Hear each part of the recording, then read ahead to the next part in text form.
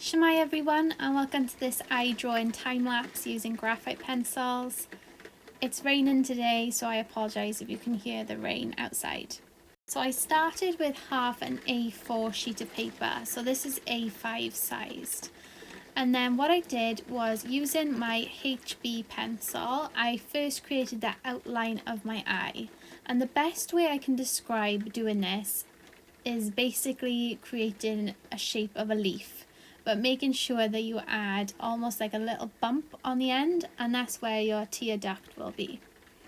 So I'm just really applying light pressure to draw that outline, and I'm almost just sketching it out. It doesn't have to be perfect at all.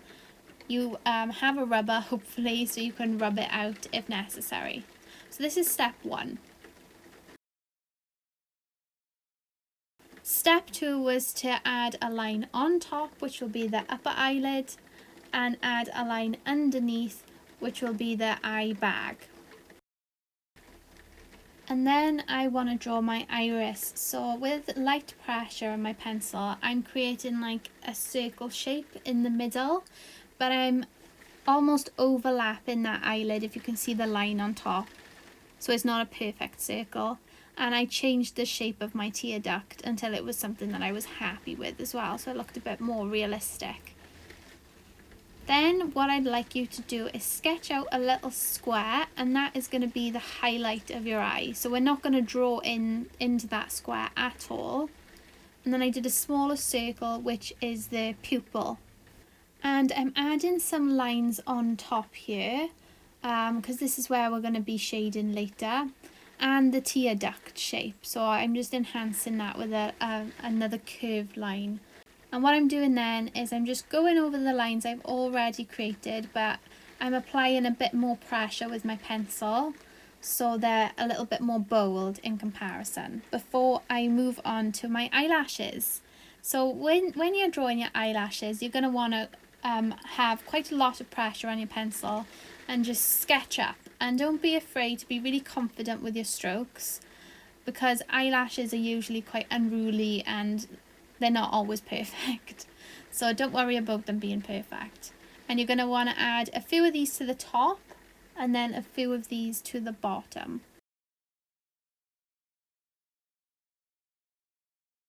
And then what I did then was I went over the line I already created, but I'm just making everything bolder by pressing down harder with my pencil. So I'm just making those outlines a bit more defined, which is going to create a nice contrast when we go to shading. So I do this with the top, the iris, and the bottom. What I'm doing now is creating these tiny little shapes. They're almost like little lines in the actual iris, just to get those lovely patterns that happen in the eye. But I'm not really necessarily following any type of pattern. I'm just making sure that I've got different kinds of tones going on. So perhaps some bits are darker, some bits are lighter, some lines are shorter, and some lines are longer. The more detail that you put into this iris now, the better your eye will look at the end. So make sure you've got a lot of details happening in there, little lines, dense lines, darker lines. That's what we want to see.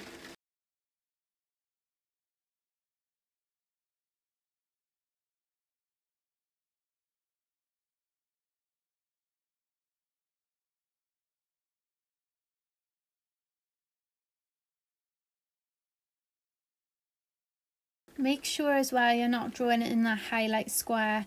Don't touch it, don't draw lines in it, just leave it where it is.